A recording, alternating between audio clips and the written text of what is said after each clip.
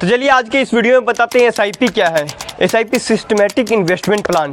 और ये एसआईपी की शुरुआत कैसे हुआ था, कैसे लोग, ये कोई नया चीज़ नहीं है। लोग सुनते हैं, कुछ गांव के लोग सुनते हैं कि भाई एसआईपी वाला ने पैसा डाले हो, भाई भाग तो नहीं जाएगा। जो कंपनी में पैसा लगा रहे हो कंपनी तो भाग तो नहीं जाएगा।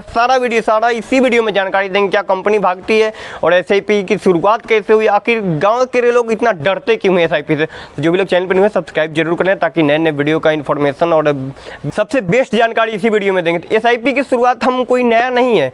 एसआईपी हम लोग जब छोटे बच्चे थे तो गाँव में होता है छोटा छोटा पैसा इकट्ठा करो और गुल्लक में डालते थे। होता था पहले मिट्टी का गुल्लक आता था, अभी भी आता ही है, मार्केट में मिलता ही है। गुल्लक में हर दिन 2-2 रुपये 4-4 रुपये पैसे उसमें डाल करके इकट्ठे करते थे।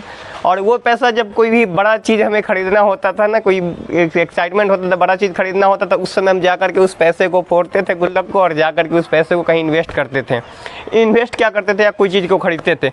उसी तरीके से एसआईपी भी है।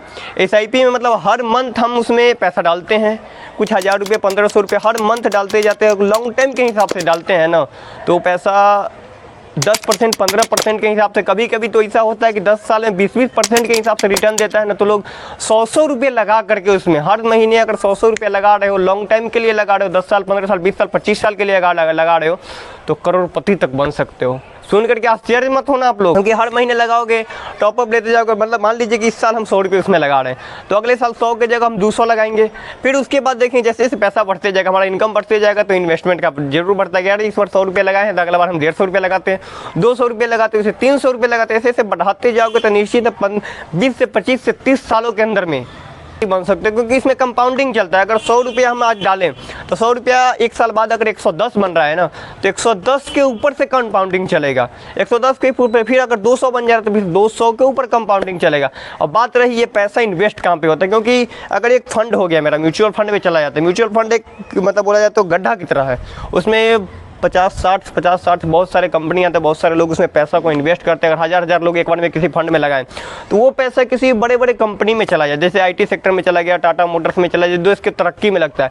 और उस पैसे से जितना भी प्रॉफिट आता है ना, वो पैसे जो उसमें जो आप उसमें जो पैसा लगाए हैं आपको मिलता है, उसका प्रॉफिट होता है कुछ % जो आपको मिलता है। और इसमें पैसा डूबने का चांसेस बहुत कम होता है।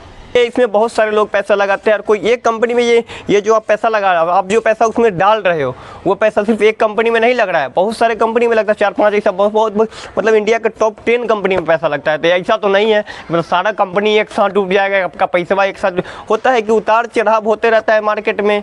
मार्केट पे काम कर रहे हैं हम लोग। गुल्लक में होता था जो एक बार पैसा डाले तो उतना ही रहता था। और हम लोग जो शेयर मार्केट में जो म्यूचुअल फंड में जो इन्वेस्ट करते हैं वो पैसा मार्केट के हिसाब से होता है, तो उसमें कंपाउंडिंग बढ़ते रहता है, अप डाउन होते रहता है। तो वीडियो कैसा लगा जानकारी, वीडियो कैसा लगा कमेंट बॉक्स में प्रतिक्रिया जरूर दीजिएगा। और किसी भी प्रकार का कोई भी जानकारी चाहिए तो कमेंट जरूर कीजिएगा। किसी भी प्रकार का कोई भी कमी लगा हो तो कमेंट जरूर कीजिए। मिलते हैं फिर किसी नेक्स्ट वीडियो में।